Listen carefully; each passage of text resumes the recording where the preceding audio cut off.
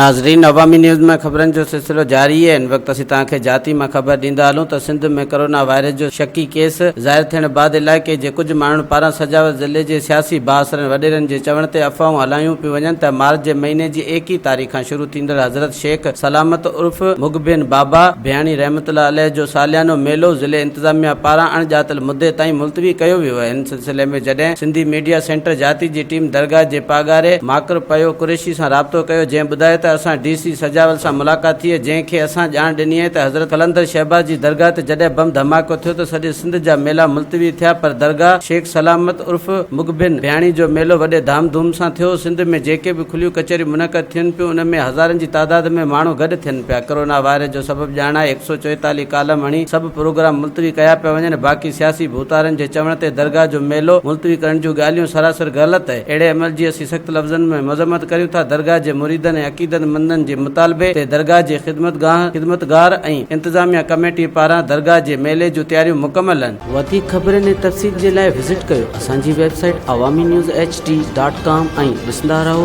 Awami news HD।